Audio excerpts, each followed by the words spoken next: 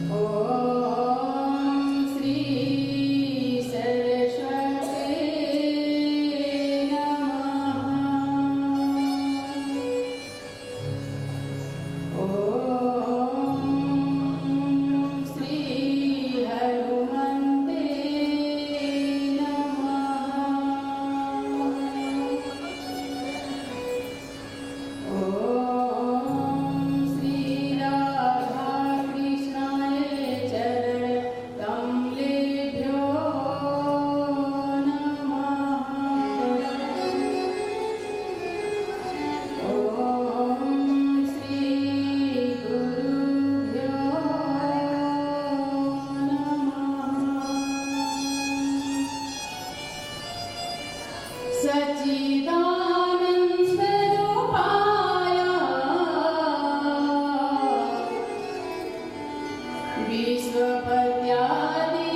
विश्वपत्यादिहेतवे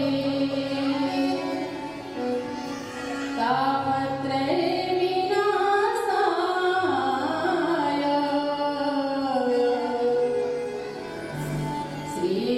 श्रीकृष्णाय वयं नमः। सर्वे भवन्तु सुखिनः सर्वे सन्तु निरामयाः सर्वे भद्राणि पश्यन्तु मा कश्चित् दुःखभाग् भवेत्। गुरुः ब्रह्मा गुरुः विष्णु गुरुः देवो महेश्वरः गुरुः साक्षात् परं ब्रह्म तस्मै श्री गुरुवे नमः तस्मै श्री गुरुवे नमः तस्मै श्री गुरुवे नमः। श्री राधा रानी तो बड़े भागिनी कौन सी तपस्या कीन्ही तीनों लोक के नाथ जी है तेरो अधीन है तेरो अधीन। राम नाम के हीरे मोती मैं बिखरा हूँ गली गली ले लो रे कोई राम का प्यारा शोर मचाऊं गली गली। बोले वृंदावन बिहारी लाल की श्री राधा रानी सरकार की श्री हनुमंत महाराज की श्री गीता घाट बाबा की। आइए हम सब मेरा अपने जीवन पावन करें संकीर्तन करें।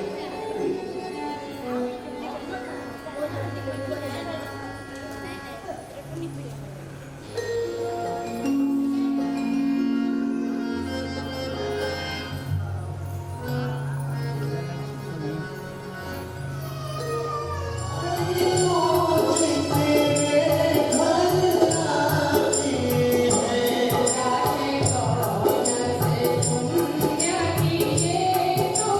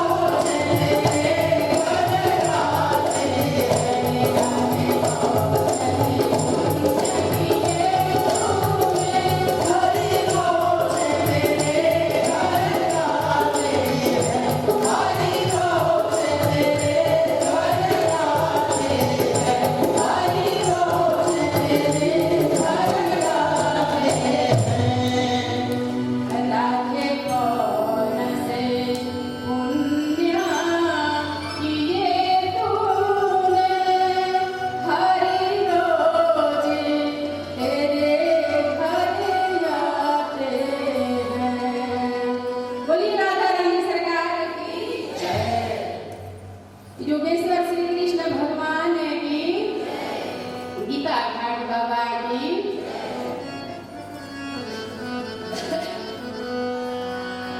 तो सर्वप्रथम आज द्वितीय दिवस के शुभ अवसर पे इस व्यासपीठ के तरफ से मैं दोनों हाथ ऊपर उठाकर जितने श्रोतागण हैं सबको जय श्री कृष्णा, राधे राधे, जोर से बोल लीजिए,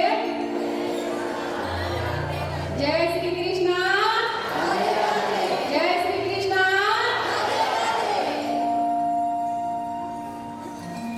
तो हम सब प्रथम दिवस में श्रीमद् भागवत महापुराण का महात्म्य सुने थे और श्रीमद् भागवत महापुराण सुनने से क्या फायदा है, कब कब सुना जाता है, कल आप लोगों ने श्रवण की, याद है? कौन कौन सी कथाएं आप लोगों को कल सुनाई गई थी? कौन सा? अच्छा, धुंधकारी वाला आत्मदेव की कथाएं आप लोग सुनी। और क्या सुनने को मिला था? याद रखिए, कल श्रवण कराया गया आप लोगों को श्रीमद् भागवत महापुराण का फल क्या होता है और श्री सुत जी महाराज 88,000 ऋषियों को श्रीमद् भागवत महापुराण के महात्म्य बता रहे थे कि श्रीमद् भागवत महापुराण सुनने से प्रेत आत्मा भी, साधारण मानव मनुष्य को तो छोड़ो, प्रेत आत्मा भी यदि श्रीमद् भागवत महापुराण का श्रवण करता है तो उसका भी उद्धार हो जाता है, बताए थे कल। और आज द्वितीय दिवस में हम लोग प्रवेश कर रहे हैं। द्वितीय दिवस में 88,000 ऋषियों को श्री सुत जी महाराज श्रवण करा रहे हैं। वो बता रहे हैं कि सबसे पहले ऋषियों ने सवाल किया कि हे महाराज, ये सत्य क्या है? सच्चिदानंद रूपाय विश्वपत्यादि हेतवे, सत्य क्या है, चित्त क्या है, आनंद क्या है? तो सत्य मतलब सत्य, चित्त मतलब प्रकाश और आनंद तो आनंद ही होता है। जब भगवान कृष्ण गोकुल में अवतार लिए तो वहाँ यही कहा गया कि नंद भरे आनंद भयो जय कन्हैया, जय कन्हैया। तो आनंद है, सत्य चित्त आनंद। सत्य मतलब जो कभी न बदले, जो कभी न बदले वो सत्य है। क्या है? क्या किसी की मृत्यु रुक सकती है? ये सत्य है, मृत्यु नहीं रुक सकती, चाहे उसके लिए लाख प्रयत्न लोग कर ले, कोई रोक नहीं सकता है। ये सत्य है। चित्ते प्रकाश आनंद, यानी सत्य चित्त आनंद ही हमारे परम पिता परमेश्वर गोविंद हैं। और जो तीनों तापों का नाश करने वाला उस गोविंद को हम सब मिलकर नमस्कार करते हैं, प्रणाम करते हैं। हे प्रभु, मनुष्य के जीवन में तीनों तापों को हारने की क्षमता आप ही में है। इसलिए हे नाथ, यहाँ जितने लोग उपस्थित हैं सबका जीवन धन्य करना, और जहाँ तक मेरी आवाज़ जा रही है वहाँ तक सबको सुखी रखना। हे प्रभु, श्रीमद् भागवत महापुराण कहती है। इसके आगे ऋषियों ने यही पूछा कि सत्य परम धीमहि, सत्य ही परम धर्म है, सत्य ही परम धर्म है। तो सूत जी कहते हैं जो सत्य के मार्ग पे चलता है, सत्य में जयते, जो सत्य के मार्ग, लेकिन उसकी विजय होती है। सत्य कौन है? हमारे राम, सत्य कृष्ण, सत्य शिव परेशान होते हैं, लेकिन विजयी इन्हीं की होती है। और जब जब इस धरती पे अधर्म, अन्याय, पाप, अत्याचार जब बढ़ता है, तब ईश्वर का अवतार होता है किसी न किसी रूप में। तो हमारे गोस्वामी तुलसीदास ने भी सत्य के बारे में बता दिए, इधर मान दो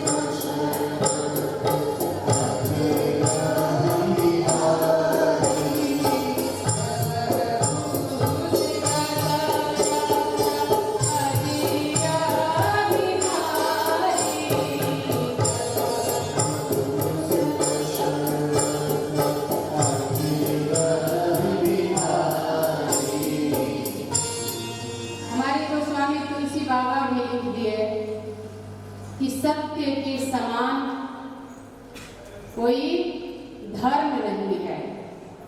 धर्म सत्य ही धर्म है और असत्य ही अधर्म है। हमारे गोस्वामी तुलसीदास जी कहते हैं।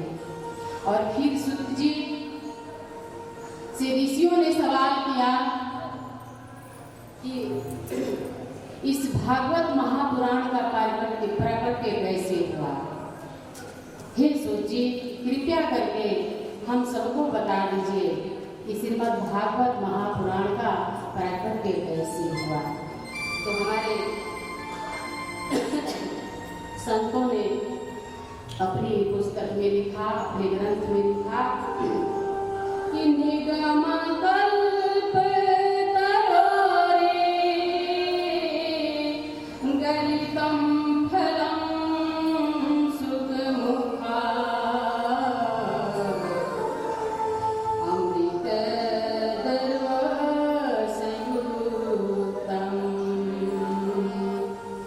पीबत भागवतम रसमालयम मुहुर्हो रसिका भुवि भावुका। हमारे संत महात्मा बता रहे श्री सूत जी ऋषियों से कि श्रीमद् भागवत महापुराण का प्राकट्य वेद रूपी वृक्ष के ऊपर लगा हुआ फल श्रीमद् भागवत महापुराण है। ये ऐसा फल है जिसमें न बाहर में छिलका न अंदर में गुठली है। बस सिर्फ मुद्दा ही मुद्दा है। जिनको जितना पान करना है इस रस का पान कर लीजिए। फिर ऋषियों ने सवाल किया, कब तक करें, कितना करें, कितने बार करें? सूत जी कहते हैं कि बार बार करो। जहाँ जहाँ श्रीमद् भागवत महापुराण की कथाएं होती है वहाँ वहाँ जाओ। जिस प्रकार मछली जल में रहते हुए कभी उनका मन उबता नहीं है, जल से बाहर निकाल देने के बाद वो अपना प्राण त्याग देती है, उसी प्रकार आप लोगों को भी श्रीमद् भागवत महापुराण से उबना नहीं चाहिए। जहाँ मिले जैसे मिले उसका पान करते रहना है। श्री सूत जी ऋषियों को समझा रहे हैं। और श्रीमद् भागवत महापुराण सुनने से प्रेत आत्मा का भी उद्धार हो जाता है, पशु पक्षी का भी उद्धार हो जाता है। तो क्या हमारा और आपका नहीं होगा? होगा, अवश्य होगा। तो श्री गोस्वामी तुलसीदास जी कहते हैं कि जिनके हृदय में प्रभु का नाम न हो, कीर्तन न हो, भजन न हो, तो वो व्यक्ति जिंदा रहते हुए भी 100 के समान होता है। जिनके जिंदगी में न सत्संग है, न भजन, न कीर्तन, तो व्यक्ति जीवित रहते हुए भी 100 के समान होता है। तो तुलसीदास जी कहते हैं,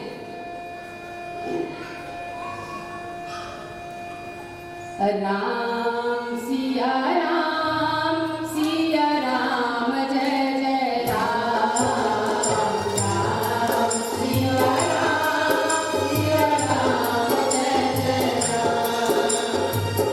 जिन हरि कथा सुनी नहीं माना,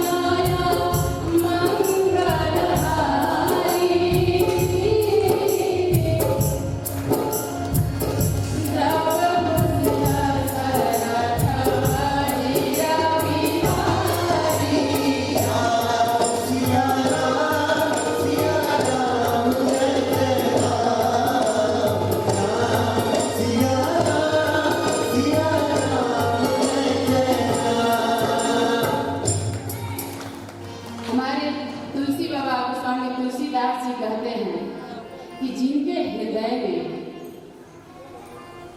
राम का नाम न हो उनका जीवन कैसा है, जिंदा रहते हुए भी 100 के समान है। इसलिए हर जीव का धर्म बनता है कि हम प्रभु का नाम लें, हम प्रभु का कीर्तन करें, हम प्रभु का भजन करें। भगवान के भजन करने की कोई उम्र नहीं होती है। हमारे देश के अंदर हमारे बच्चे कहते हैं कि अभी हमारी उम्र ही क्या हो रही है कि हम भगवान के नाम लें।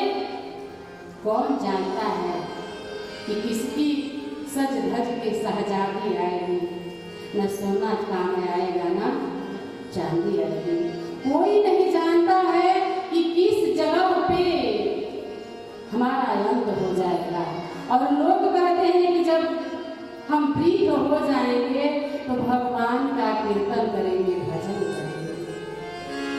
जब समय निकल जाएगा तो फिर कुछ मिलने वाला नहीं है। तो संत महात्मा समझा रहे हैं कि समय रहते समय का सदुपयोग करो। मैं ये नहीं कहती व्यासपीठ से कि आप सब काम छोड़कर और प्रभु का नाम ही रखिए। सब काम करते हुए प्रभु का नाम नहीं भूलना है। काम करते रहिए, प्रभु का नाम रटते रहिए। ये हमारे गोस्वामी तुलसीदास जी का पार्वती चरणों पे गिर गए। माफ कर दीजिए महादेव जी, माफ करिए स्वामी जी। मैं नहीं जानती कि आप इतना प्रेम करते हैं, लेकिन इतना बार मैं मर चुकी हूँ और आप एक बार भी नहीं मरे। ऐसी कौन सा बूटी पी लिए हैं? मैं बार बार मरी और आप एक बार भी नहीं मरे। महादेव जी बता रहे हैं कि अमर कथा का पान किया है, इसीलिए अमर हूँ। और तुम्हें जब जब अमर कथा सुनाया गया तब तब या तो सो गई नहीं तो संशय में पड़ गई। इसीलिए तू इतना बार मरी और मैं अमर हो गया।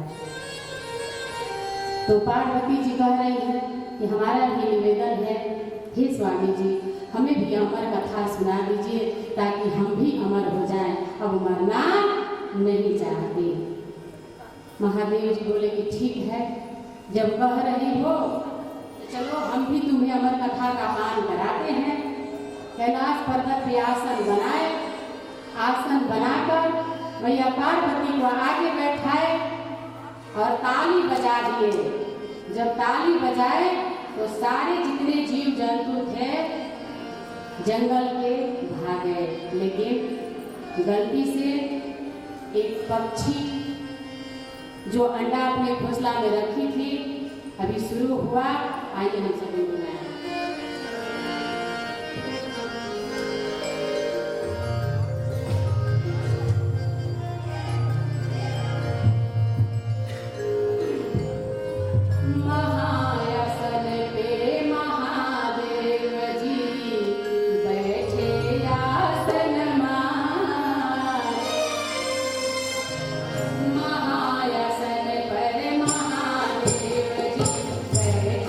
आसन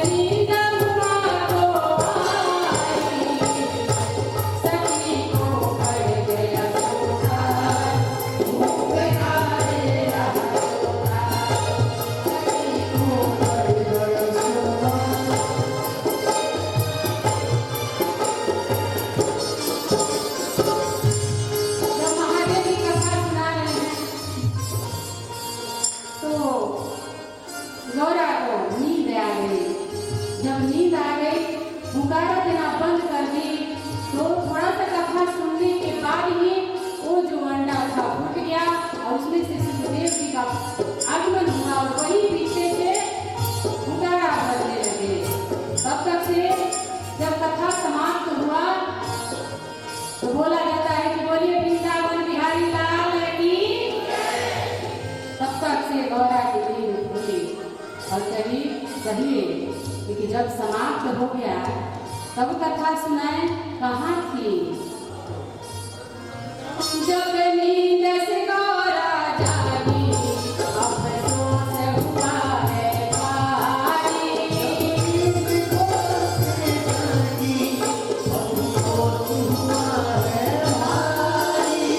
हाथ जोड़ कर बोली प्रभु लग गई आँख हमारी।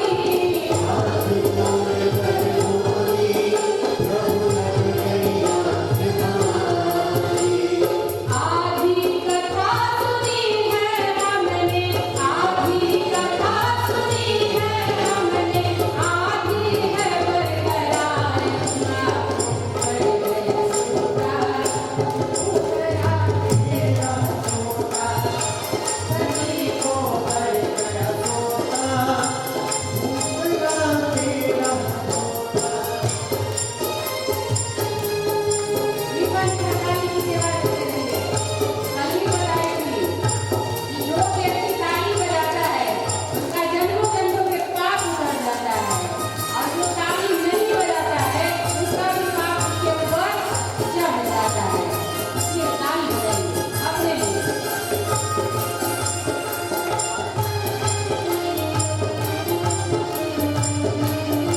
अब तो महादेव जी क्रोध में आ गए, ये तो सो गई थी, उसकी कथा किसने सुना? और सवाल करके क्रोध में आग लगाते रहे।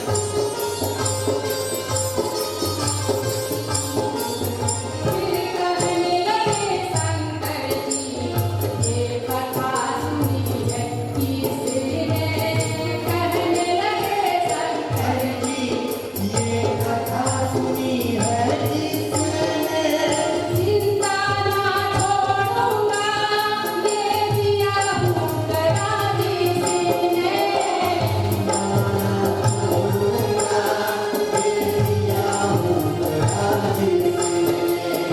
आगे आगे होता उड़े, आगे आगे होता उड़े, पीछे शिव भंडार सभी को बढ़ गया सोता। मुकरा तेरा सोता हुआ तो बढ़ गया सोता मुकरा तेरा सोता।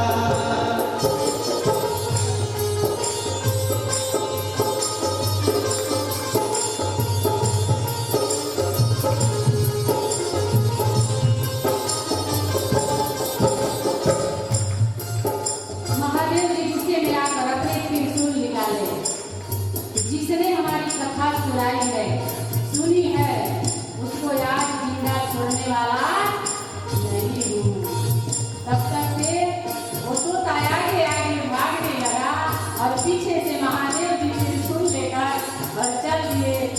ये व्यास जी की कुटिया कैलाश पर्वत के नीचे में थी और ये व्यास की पत्नी मेनका तो जम्हाई आया और उसी सूक्ष्म रूप लेकर और सुखदेव जी उनके गर्भ में। बोलिए सुखदेव महाराज की।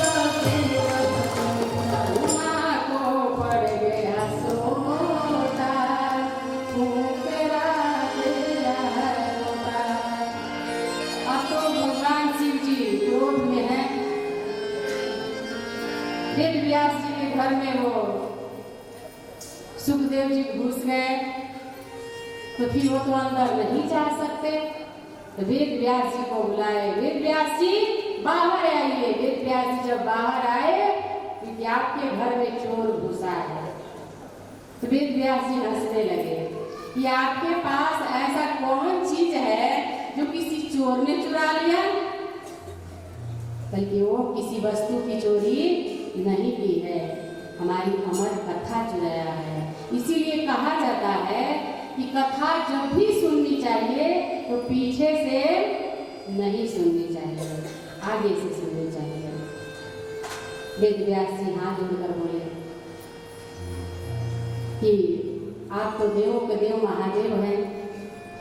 फिर महादेव जी ध्यान लगाकर देखे तो ध्यान में यही आया कि ये कोई सुख के साधारण नहीं, ये तो साक्षात सुखदेव जी हैं। और मन में सोचकर विचार कर कैलाश पर्वत पे चले गए।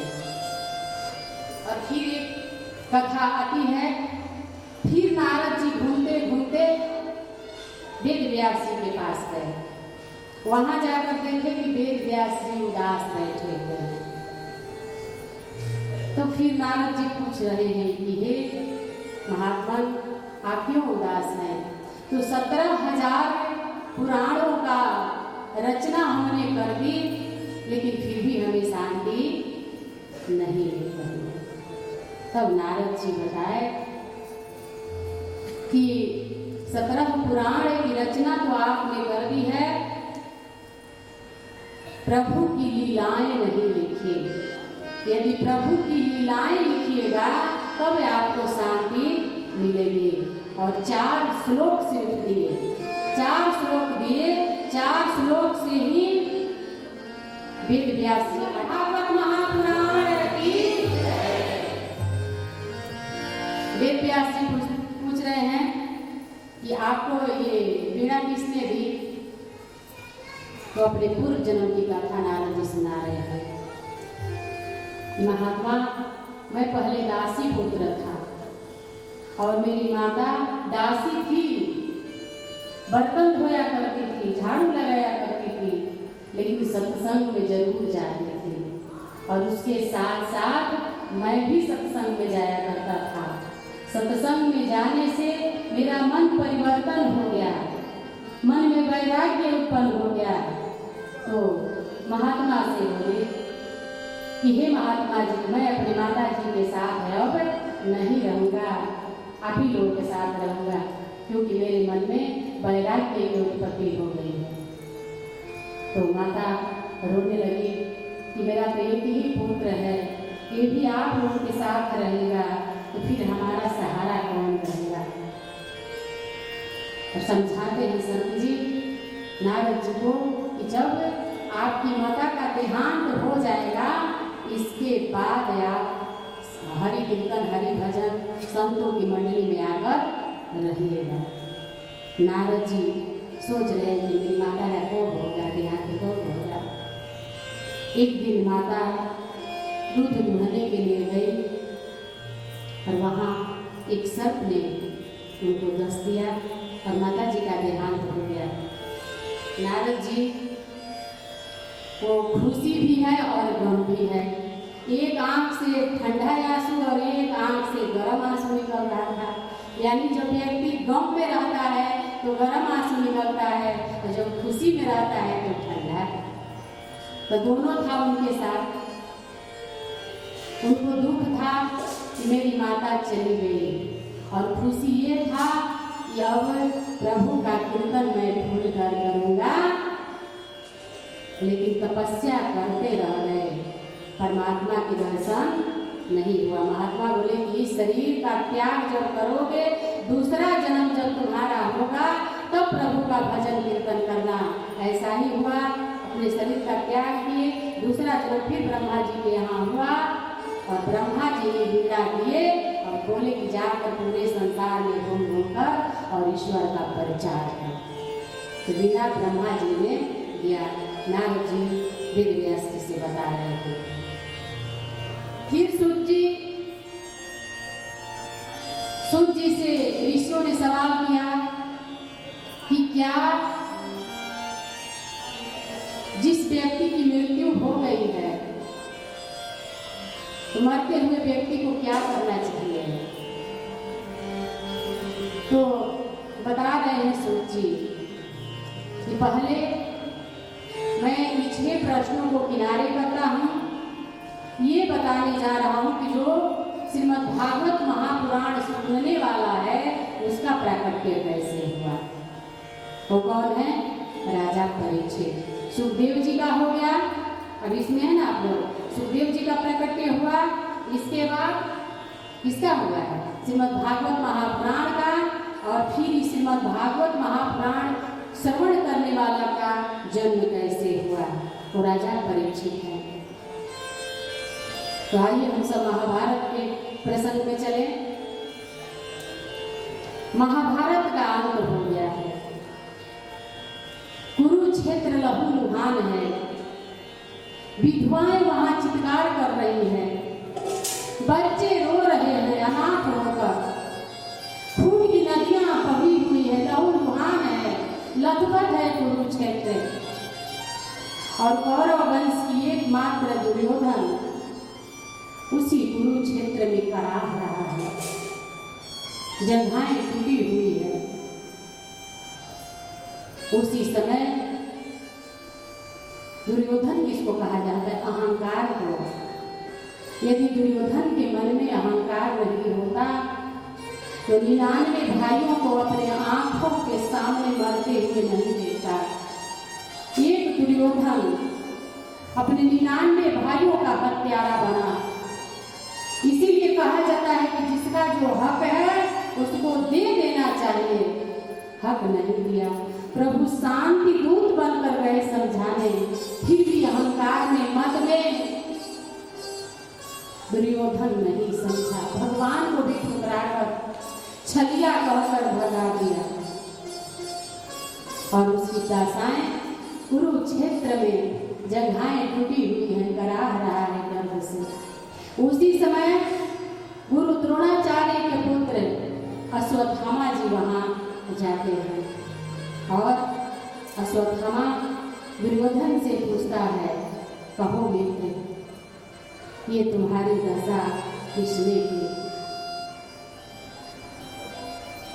अश्वत्थामा कह रहा है कि मित्र, तूने जो युद्ध की रणनीति बनाया वो तुम्हें बनाने नहीं आया। जिसको तू सेनापति बनाया बस तन तुम्हारे तरफ था, मन पांडवों की तरफ था। कर्ण को बनाया, भीष्म पितामह को बनाया, लड़ने के तो तुम्हारे तरफ से लड़ रहे थे, लेकिन मन पांडवों में था। हे मित्र, तुम्हें रणनीति तैयार करने नहीं आई, इसीलिए आज तुम्हारी ये दुर्दशा हुई। यदि युद्ध नीति तैयार करने आता तो तू हस्तिनापुर के राजा बनता। दुर्योधन का मित्र, अब तो सब कुछ समाप्त हो चुका है। मेरी एक अंतिम इच्छा है कि हम 100 भाई मारे गए और पांचों पांडव 5 के 5 बना रहा। एक काम कर दो, वो पांचों पांडवों का सर काटकर और मेरे सामने ला दो, और उन पांचों पांडवों का मृत जब सिर देखूंगा तो हंसते हंसते अपने प्राण का त्याग कर दूंगा। गुरु द्रोणाचार्य के पुत्र अश्वत्थामा कि हम मित्र हैं, मित्रता निभाने आती है, और वो चल गया। जहाँ पांचों पांडव सोए हुए थे, मध्य रात्रि थी, लेकिन जिनके साथ परमात्मा हो क्या उनका कोई कुछ बिगाड़ सकता है? नहीं बिगाड़ सकता। प्रभु पांचों पांडवों को लेकर और संत महात्मा का दर्शन कराने चले गए हैं कि जिनके आशीर्वाद से तुम्हारी विजय हुई है, उनका चरण स्पर्श कर लो। और उसी शिविर में द्रौपदी के पांचों पुत्र उसी उसी बेड पे आकर सो गए। वीर पुत्र थे, वीर जैसा उन लोगों का भी शरीर, भीम का पुत्र भीम जैसा, अर्जुन का पुत्र तो नहीं था, मारा गया था पहले ही। सब अपने पिता के समान योद्धा, और अश्वत्थामा गए और पांचों का सर काटकर और एक चादर में बांधकर और दौड़ते हुए दुर्योधन के पास आए। कहा, मित्र, पांचों पांडवों को मार दिए हैं, देखो ये सब पांचों पांडवों का सर अपने साथ लाया हूं। दुर्योधन हंसने लगा, ताकि वाह मित्र, एक से एक महारथी हुए, कोई उनका कुछ बिगाड़ नहीं पाया, और तू अकेले पांचों पांडवों को मार दिया। लाओ उसका सिर थोड़ा हम देख लें। और एक अपने हाथ में लिया तो देखा कि ये पांडवों का चेहरा नहीं, ये तो पांचों पांडवों के पुत्र है। और फूट फूट कर दुर्योधन रोने लगा।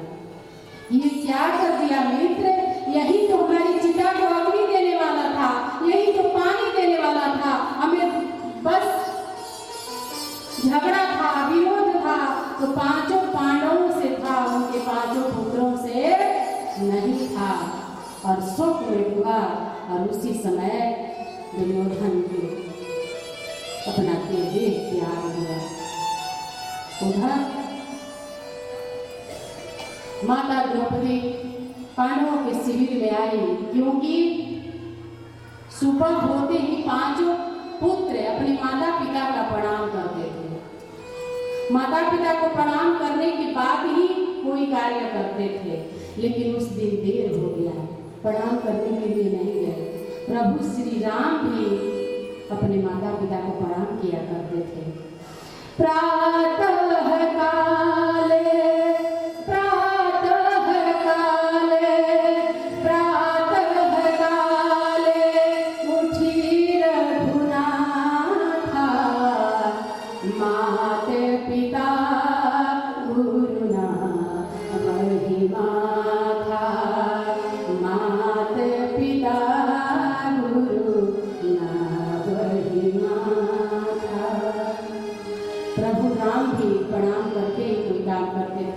उसी तरह पांचों पांडवों के पुत्र अपने माता पिता को सुबह उठते ही प्रणाम किया करते थे। उस दिन नहीं गए। माता द्रौपदी बेचैन होकर उनके शिविर में गई। जब पांचों पुत्रों की लाश देखी तो रोते रोते गिरकर बेहोश हो गए। जब किसी एक पुत्र का देहांत होता है तो माता की क्या दशा होती है, और उनके तो पांच पुत्र मारे गए। माता रोते रोते बेहोश हो गई। ये क्या हो गया? और वहीं पे गिर गई चित्कार मारकर।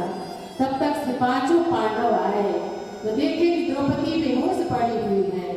उनको अपने हाथों से उठाकर ये हाल किसने की?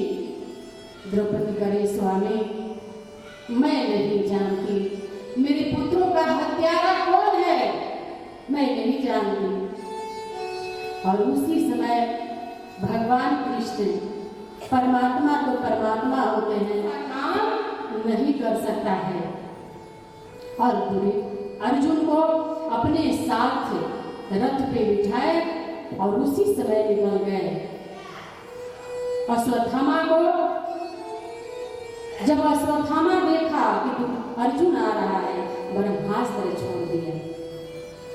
ब्रह्मास्त्र को छोड़ दिया। उनके पिता गुरु द्रोणाचार्य खुद वही गुरु हैं, लेकिन अपने पुत्र को ही ये ज्ञान नहीं दिए थे। वो जानते थे इसके लायक, इसके योग्य हमारा बेटा नहीं है, अर्जुन को दिए थे। तो ब्रह्मास्त्र को छोड़ दिया, लेकिन लौटाने की विद्या उनको मालूम नहीं थी। इसी तरह अर्जुन उस ब्रह्मास्त्र को लौटाने के बाद उस अश्वत्थामा को जंजीर में बांधे और रथ के पीछे घसीटते हुए द्रौपदी के पास लेकर गए। यही तुम्हारा दुश्मन है, यही तुम्हारे पुत्रों का हत्यारा है, जो करना है सो करो द्रौपदी। द्रौपदी जब देखी ये गुरु पुत्र अश्वत्थामा है, अपने आंखों की आंसू पोंछ लिए और कहने लगे कि गुरु पुत्र को लेकर आए हो, हम अपने पुत्र के वियोग में जिस प्रकार रो रहे हो उसी प्रकार यदि इनको भी मार दोगे तो इनकी भी माता मेरे ही तरह रोएगी। हमारा तो पांचों पति जिंदा है, लेकिन उनके पति को भी तो आप लोग मार दिए हैं। वो तो अभी विधवा, आधी विधवा है। जब इनके पुत्र अश्वत्थामा को मार दीजिएगा तो पूर्ण तरह से विधवा हो जाएगी, कैसा अपना जीवन यापन करेगी। ये है माता द्रौपदी। कौन माफ कर सकता है, लेकिन द्रौपदी क्षमा की कि गुरु पुत्र को नहीं मारना चाहिए। अपने दर्द को उनसे तुलना की कि हम व्याकुल हैं तो गुरु पत्नी, गुरु माता इतना व्याकुल होंगे। लेकिन भगवान कृष्ण ये बच्चों का हत्या किया है, हत्यारा है। और एक बात और है कि महिला दो लोगों से बहुत प्रेम करती है, मायके में अपने भाई से और ससुराल में अपने पुत्र से। और दोनों का हत्यारा ये अश्वत्थामा है, फिर भी माफ कर दी।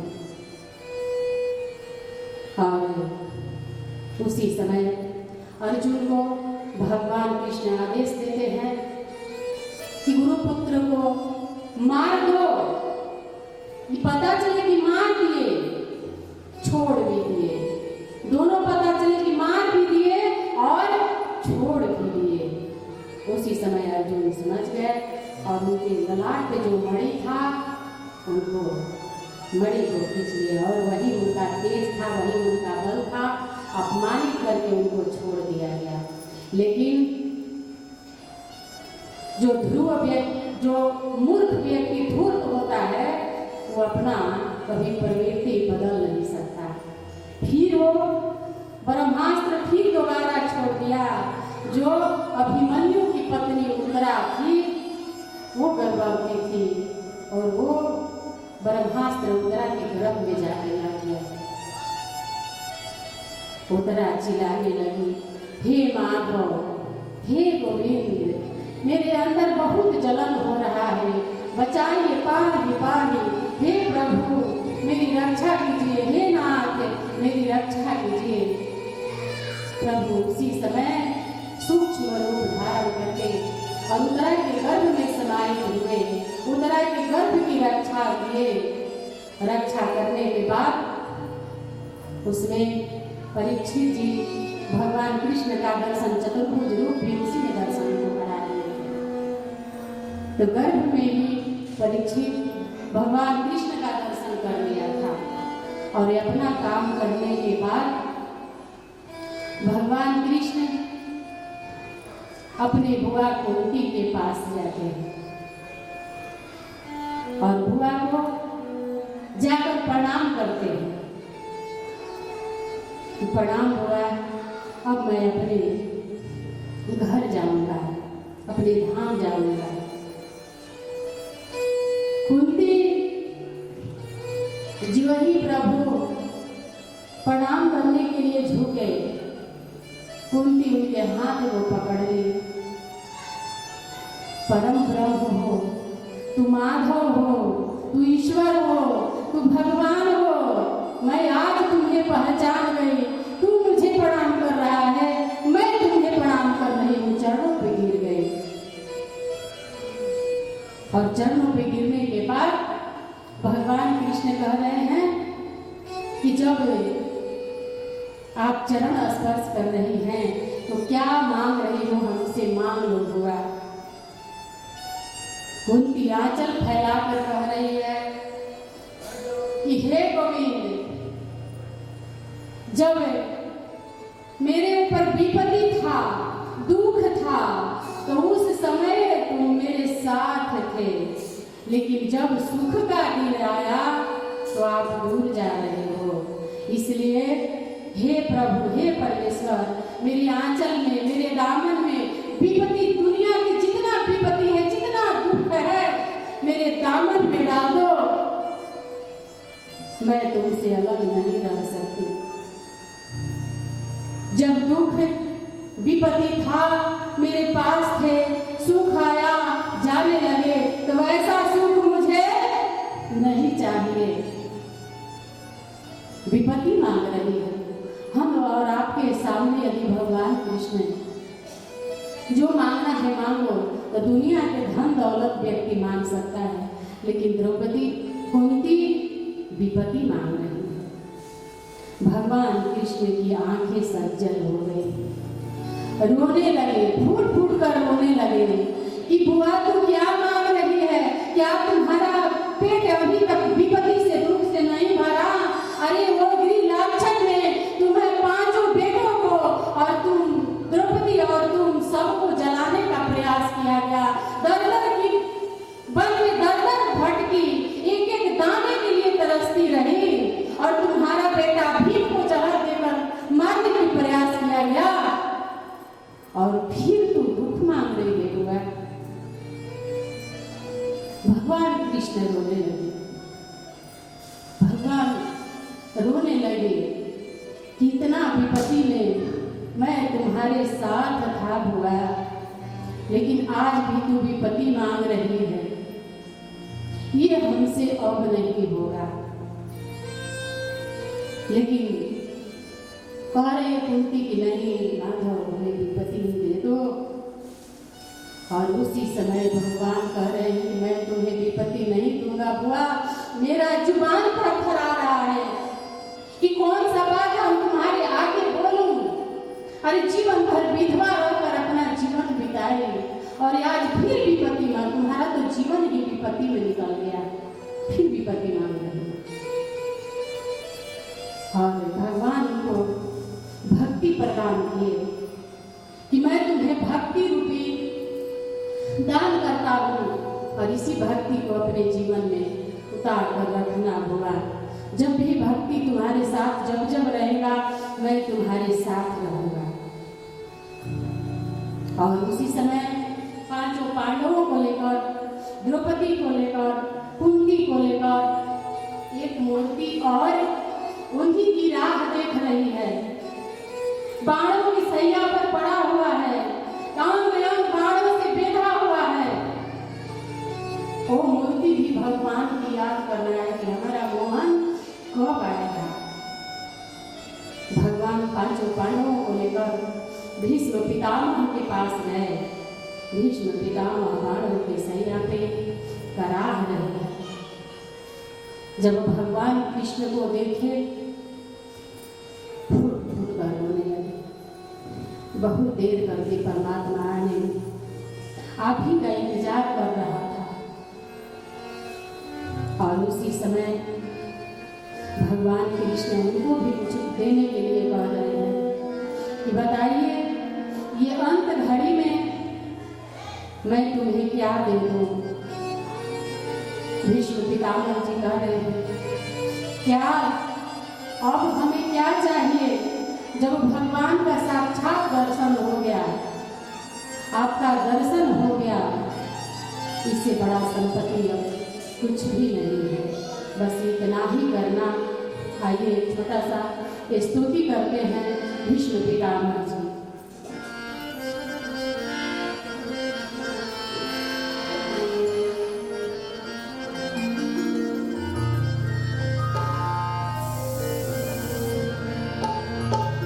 इतना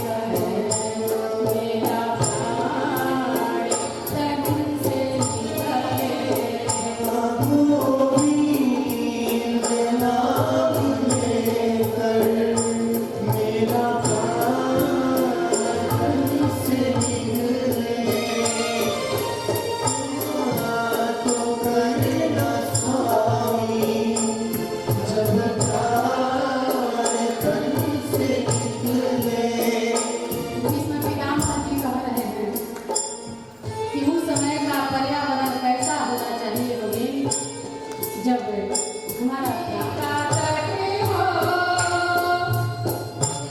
यमुना गगन सिवट हो श्री गंगा जी का तट हो यमुना तब श्रीमत हो मेरा सावरा निकट हो जब प्राण तन से निकले सोहरा निकट हो जब प्राण तन से निकले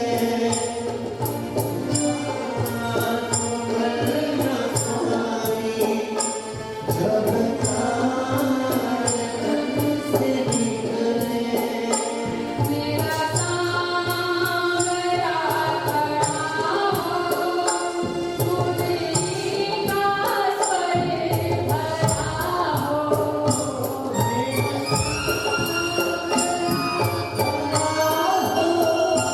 मुरली का स्वर भरा हो तेरे खातर भरा हो जब प्राण तन से निकले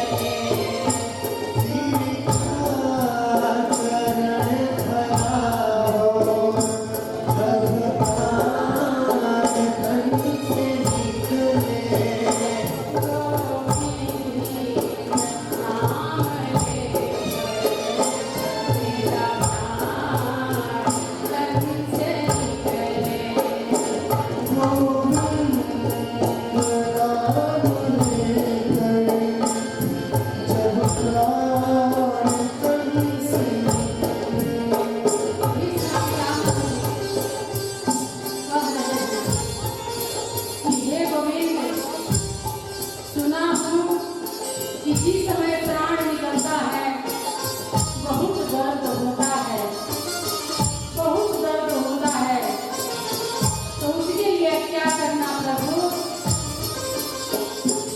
उसे वक्त चले दीवाना तुम मेरा लगाना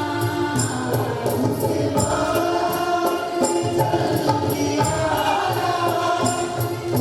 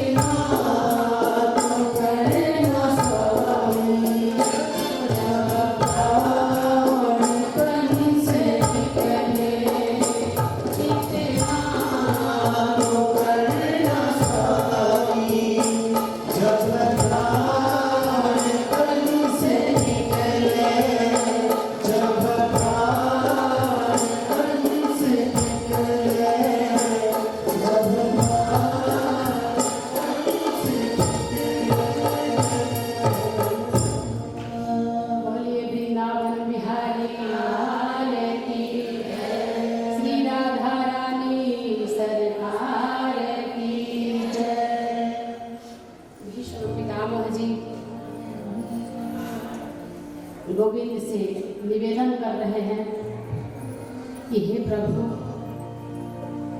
जिस समय मेरा प्राण निकले उस समय इसी स्वरूप में जैसे जैसे बताया हूँ उसी स्वरूप में मेरे सामने खड़ा रहना, बस इतना ही चाहिए।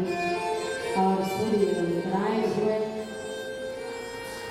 उत्तरायण होने के बाद भीष्म पितामह जी अपने शरीर का त्याग कर दिए और इसके आगे और धीरे धीरे उत्तरा के गर्भ में राजा परीक्षित जी बड़े 9 महीना हो गया जो उनका प्रकट्य हुआ। धीरे धीरे वो भी बड़े होने लगे। बड़े होने के बाद एक दिन 5 पांडव यानी युधिष्ठिर महाराज अपने 5 भाइयों के साथ टहलने निकले हुए थे। तो रास्ते में यही देख रहे थे कि एक बढ़ई ताला बना रहा है, ताला और चाबी बना रहा है। और उसी समय वो बहुत दुखी हुए कि हमारे राज्य में क्या चोरी होने लगा, तब तो ये बढ़ई ताला और चाबी बनाने लगा। उसी समय 5 भाइयों ने बहुत दुखी हुए और घर लौट कर आ गए। घर लौट कर आने के बाद 5 भाई निर्णय लेंगे अपने अपने धाम चले बसे। उसी समय अर्जुन भी आ गए क्योंकि वो भगवान कृष्ण को द्वारिका छोड़ने गए थे। जब ये समाचार भगवान कृष्ण सुने तो भी बहुत दुखी हुए। आगे राजा परीक्षित हस्तिनापुर के राजा होते हैं और वो भी एक दिन अपने प्रजा को आज के राजा अपने घर से नहीं निकलते कि हमारी प्रजा की क्या दुर्दशा हो रही है। और उस समय के राजा जब हमारी प्रजा खाएगी तब हम खाएंगे, लेकिन आज हम खा ले प्रजा भूखी रहे।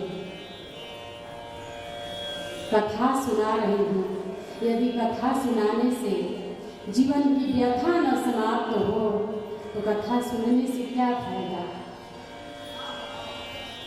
राजा परीक्षित टहलने निकले कि हमारी प्रजा कैसी है, किसके यहाँ क्या तकलीफ है। जब रास्ते में जा रहे थे तो देखे कि एक बैल एक पैर पे खड़ा है और गाय माता है वहाँ, और एक शूद्र उनको डंडा से पीट रहा है। राजा परीक्षित ऐसा दुर्दशा अपने काज के समय के देखे तो बहुत दुखी हुए और उसी समय पूछ पड़े कि आप लोग कौन हैं। तो वो जो बैल था बता रहे कि मैं युग हूँ, सतयुग त्रेता द्वापर सब समाप्त हो गया, बस एक धर्म यही है, कलयुग आने वाला है। और जो पीट रहा था वो भी कलयुग था और जो गाय माता थी वो धरती माता थी, इसीलिए रो रहे हैं। तब राजा परीक्षित उस कलयुग से पूछ रहे हैं क्यों पीट रहा है। तो वही कलयुग बता रहा है कि सबके लिए तो जगह बना दिए हैं लेकिन मेरे लिए कोई स्थान नहीं दिए, तो मैं क्या करूं, कहाँ जाऊं। राजा परीक्षित उनको 4 जगहों में जगह दे रहे हैं जहाँ जुआ खेला जाता हो, जहाँ मदिरा का पान किया जाता हो, जहाँ हिंसा होता हो, जहाँ वेश्याओं का घर हो। 4 जगह उनको राजा परीक्षित दे रहे हैं, लेकिन कलयुग लेने से माना कर रहा है कि मैं जहाँ मदिरा पान हो रहा है वहाँ मैं नहीं जाऊंगा। वहाँ मदिरा पीकर लोग गाली गलौज देंगे, कलयुग कह रहा है। लेकिन आज के लोग जहाँ मदिरा पान होता है तो वहाँ लोग भीड़ लगा देंगे। जहाँ श्रीमद् भागवत कथा अमृतपान करना है तो यहाँ कोई आने वाला। एक संत कहते हैं कि क्या नशा करते हो? अरे सुबह नशा करोगे शाम को उतर जाएगी। सुबह में नशा यदि करोगे तो शाम को उतर जाएगी। यदि परमात्मा नाम की नशा यदि चढ़ जाए तो पूरी जिंदगी उतर जाएगी। हमारे समाज के संत बताते हैं, लेकिन कलयुग मना कर दिया कि जहाँ मदिरा पान होता है वहाँ मैं नहीं जाऊंगा, जहाँ वेश्यावृत्ति होती है वहाँ मैं नहीं जाऊंगा, पराई स्त्री की तरफ मैं आंख उठा कर नहीं होगा। ऐसे ही कोई किसी से अलग होना चाहेगा? नहीं, कोई ना कोई वजह है। और जहाँ हिंसा होगा वहाँ मैं नहीं जाऊंगा। अरे वो बेचारे जीव कौन सा पाप कर दिया, कौन सा गलती किया, कौन सा हमारा धर्म लूट लिया कि हम उसका गर्दन काट काट कर अपने जिह्वा को शांति दें। हम वहाँ नहीं जाएंगे। कलयुग मना कर रहा है, लेकिन आज के लोग पनीर के सब्जी अलग बनी रहेगी, उसको कोई पूछने वाला नहीं है। जिधर बना हुआ है बेटा पुलटा उधर झूम मची। ऐसी प्रवृत्ति हो चुकी है लोगों की। कलयुग मना किया, कोई एक अच्छा जगह को दे दीजिए। तो राजा परीक्षित एक सोने का जगह दिए कि आपको सोने में रहना है। तो भी कलयुग कह रहा है कि वैसा सोना जो चुरा कर ले गया हो वहाँ मैं नहीं रहूँगा, वैसा सोना जो ईमानदारी से कमाया हुआ हो। क्योंकि ठीक है तथास्तु वैसा ही होगा। और उसी समय राजा परीक्षित के मुकुट में वो कलयुग समा गया। राजा परीक्षित के मन परिवर्तन हो गया। एक महर्षि के आश्रम में गए, श्रमिक ऋषि के आश्रम में गए। श्रमिक ऋषि उस समय समाधि में बैठे हुए थे और पहले जब राजा परीक्षित जाते थे तो श्रमिक ऋषि उनको पानी पिलाया करते थे, लेकिन उस दिन समाधि में बैठे हुए थे तो राजा परीक्षित को पानी नहीं पिला पाए। तो क्रोध में आकर राजा परीक्षित एक मरा हुआ सांप उनके गले में डाल दिया। गले में डालकर और वो अपने घर लौट गए। और मुकुट जब उतारे तो ज्ञान हुआ कि अपने जीवन में बहुत बड़ा पाप कर दिया, अपने पूर्वजों को बर्बाद कर दिया, अपने दादा को बर्बाद कर दिया। हमसे कितना बड़ा पाप हो गया है। और उधर शमी ऋषि के पुत्र श्री ऋषि अपने कमंडल से जल लेकर और श्राप दे देते हैं कि जिसने हमारे पिता का अपमान किया वो 7 दिन के अंदर में उसकी मृत्यु हो जाएगी।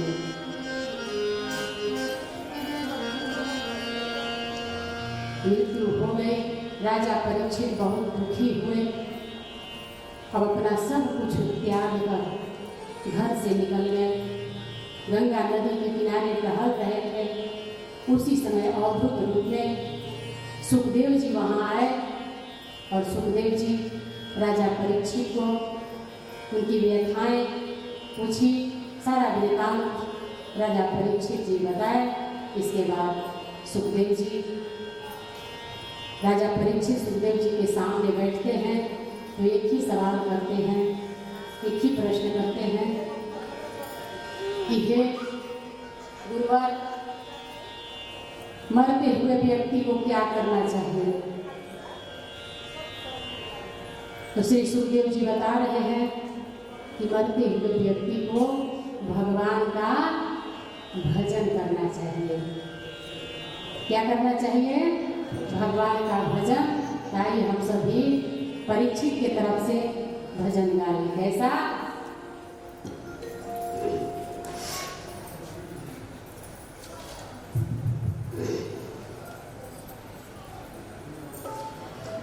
राम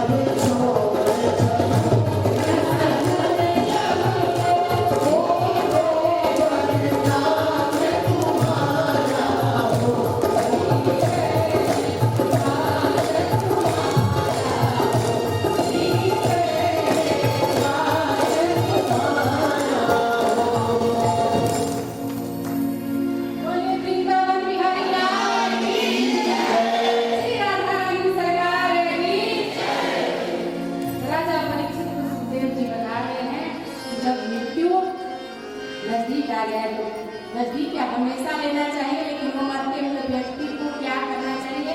सवाल किए थे तो भगवान का भजन करना चाहिए। और राजा परीक्षित झूम झूम कर यही भगवान से प्रार्थना किए। फिर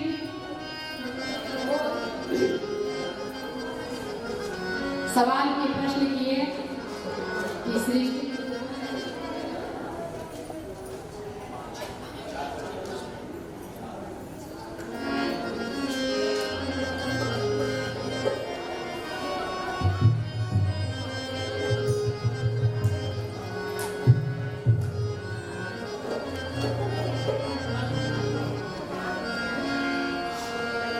राजा परीक्षित प्रश्न कर रहे हैं कि भगवान का अवतार कितने हुए? तो 24 अवतार बता रहे हैं। भगवान का 24 अवतार हुए और फिर 24 अवतार में सबसे पहले नारायण जी के नाभि से जल, जल से कमल और कमल से ब्रह्मा जी।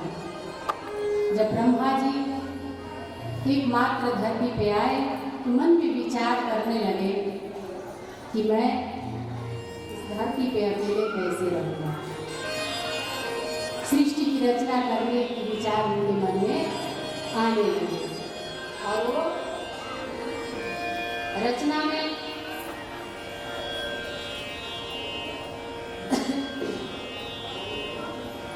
ब्रह्मा जी 10 पुत्रों को जन्म दिए। 10 पुत्र में कौन कौन है? अत्रि हैं, अंगिरा ऋषि हैं, उल्लह जी हैं और कृत जी हैं, भृगु, नारद, सुलस्त, दक्ष और दाएं और बाएं ओर से मनु और शत्रुपा, जिनके 3 पुत्रियां और 2 पुत्र हुए। 3 पुत्रियां कौन? एक हुई आहुति, देवहूति और प्रसूति और 2 पुत्र उतानपाद और प्रियव्रत।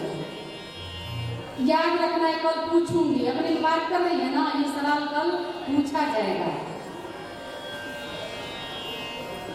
पूछा जाएगा। फिर दोबारा बताने वाली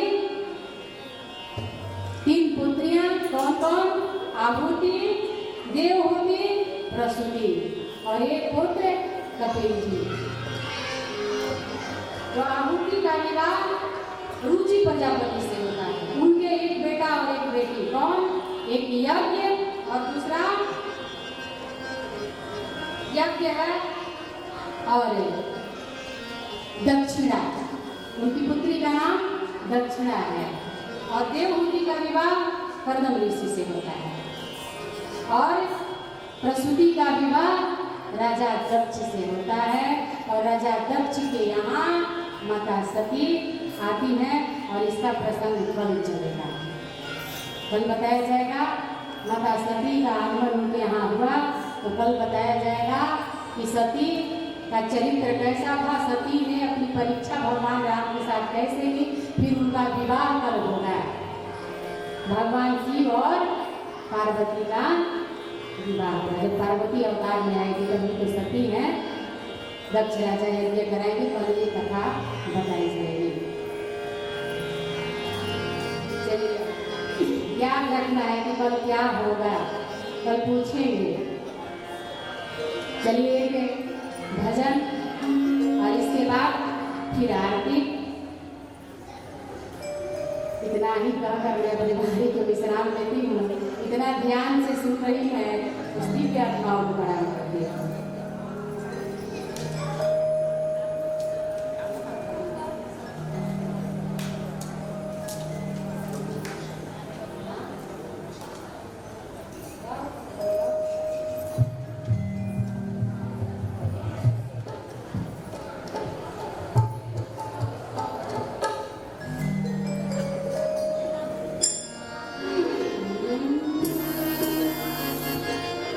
आए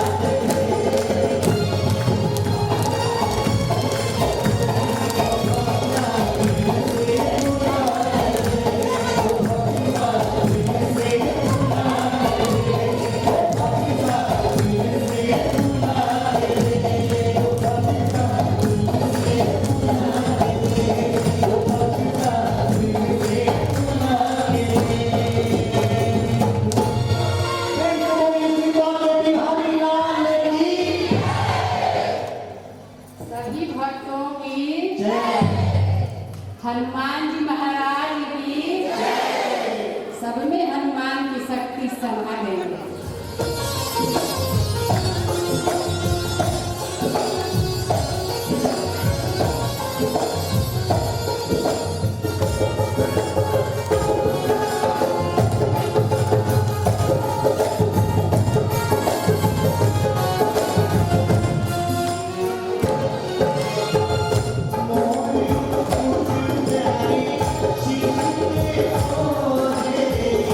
मोरी